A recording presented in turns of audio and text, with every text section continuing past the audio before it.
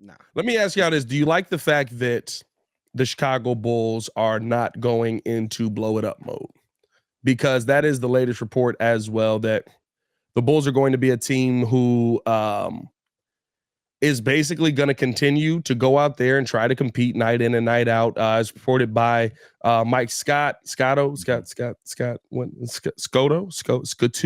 don't know how to say it. A guy named Mike who wrote a good Mike.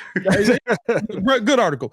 Said the Chicago Bulls are looking for win now players on the trade market. They're looking for players that can help them win now and maybe a pick down the line if they can add to their cupboard, which basically means I want veteran help and I want it now. And I want to still be competitive right now versus looking to the draft to try and fix this team.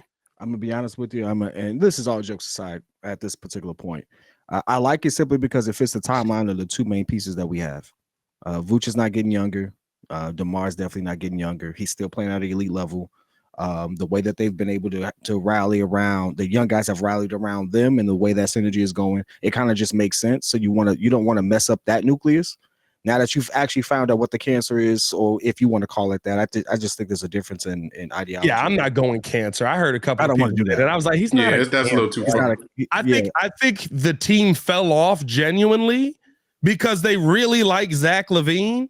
And they were upset that their boy just requested a trade to leave them. And then at the same time, I don't think Billy Donovan could handle that type of pressure at that one position. I still say it again. Zach Lavine, we want Zach Lavine to do exactly what DeMar DeRozan does for us. And there's no way that you were going to have both of that work out. So this is, I always felt like they should trade one of them. They go this route. This actually kind of saved them some money in the long run. You get to the opportunity either re-sign DeMar or just see how the season plays out before. I highly doubt we let him walk for nothing though. And so like I like the idea. It's a risky one, I'll be honest with you, because this will be the perfect time for him to retool.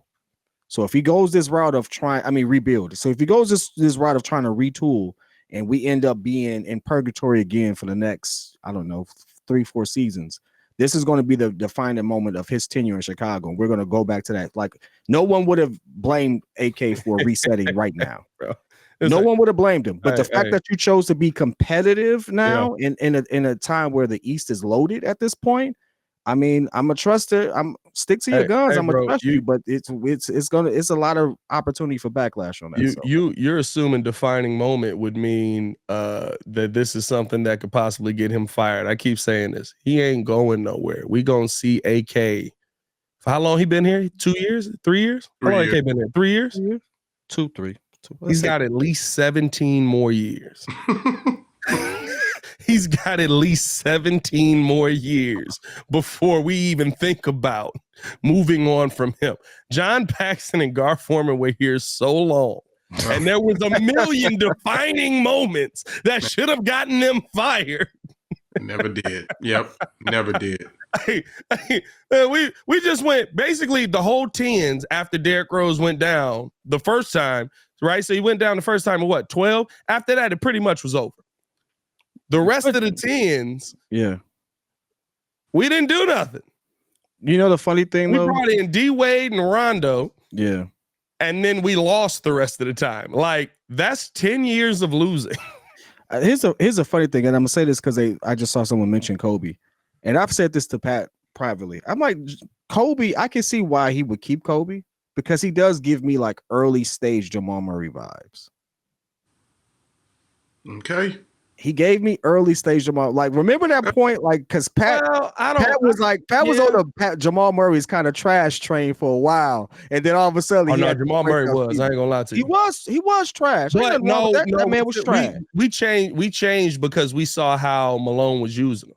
It became Mike Malone is trash. Now they both end up winning, but it became Mike Malone is trash because we would look at. I was just looking at it, and I was like, Jamal Murray, like this man put up 14 one game and like 37 the next, and then we started looking at it and it was like he played 7 minutes in the last game. What the heck happened there?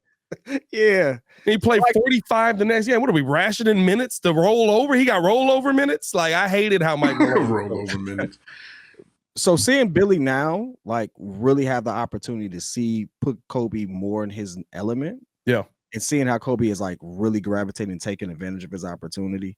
Like I kind of like the move to stick with this and kind of build some continuity.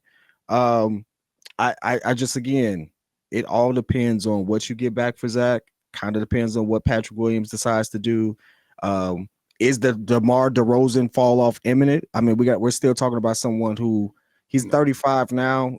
I'm not going based off his age. I mean, it's a lot of our favorite players are in that 35. I mean, listen, he shoot middies and passes the basketball. That man put up 41 and 11 yesterday. 5 more years, bro. Like we've been sure. Hey, bro, sure. And how he shoot his middies. Like Muggs has finally gotten to the point where they like.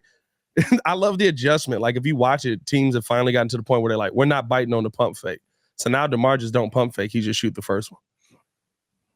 But now they just go start biting on the pump fake again because they're like, oh, he's shooting on the first one. God dang it. But the funny thing is, like, we're still in such unprecedented times because, like, it's so many of our favorite players are like 34, 35, 36. Yeah. And, you know, modern medicine and stuff like that. But, like, we still are waiting for, like, the fall off. Like, every one of our favorite players had that one season where it was just like, he just ain't got it the same.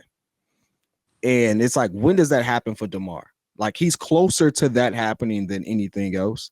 So, like, how long do you ride with continuity in that respect? Who's the next person that comes in as, like, our closer for that? If you're going to bet on winning now, that's the only thing I worry about. Like, are you going to definitively get a legitimate point so Coby can be the legitimate 2? Yeah. And who saves the day when DeMar is not available? Well, and I think here's the thing, right? The reason that you can kind of stick with this team the way that you are, the reason that you can not focus on, okay, we're rebuilding or we're doing all of this is because of Coby. Mm-hmm. Coby's last 10 and 5 of those, right, without Zach Lavine. I mean, really the last 5. Let's just say the last 5, right? Zach Lavine went out in was the Bucks game the first one or the Celtics game? I think the Bucks game was the first one he said. He didn't play against the Bucks. 23, 4 and 7. We were at that game. No, Coby played versus the Bucks. Zach didn't play. Zach didn't play. No, I thought you said Zach didn't play. No, yeah, Zach didn't play. Yeah.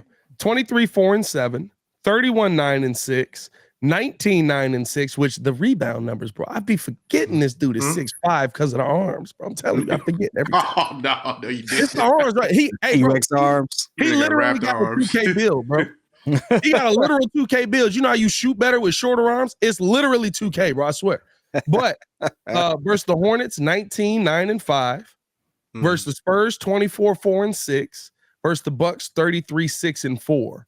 He's having a run, man. He's having a nice run. All without Zach Lavine on the floor. Before that, he was playing well, right? There's still some 20-point games in there, but you got 25 and 3, 23, 1 and 5, 14, 3 and 3, 23, 5 and 4, 19, 1 and 3. You can see the difference. Yes, he's still the scorer, but he's not the total player with Zach Lavine on the floor. And to me, I think that is the conversation why AK had the and let me see something real quick.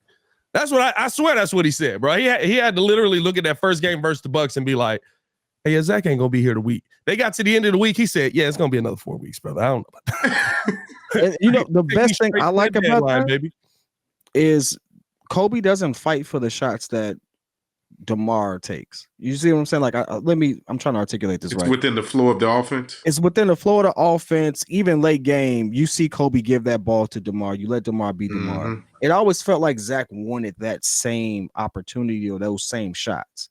Yeah. And so that's the only thing. It's like, and I don't blame Zach for wanting that. Zach wants to graduate and be that guy, that player. There's nothing wrong with that. Like, nothing wrong with that at all. It just don't fit what we got going on. I think there's always been neither side believed in each other. I really do believe that. And I think you hear that in Zach Lavine's latest comments when he talked to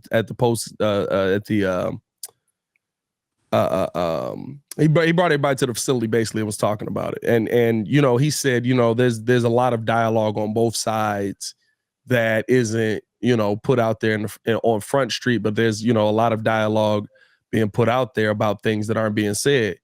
And to me, right, as he was going through all of that, it was just like, all right, what the heck are you talking about?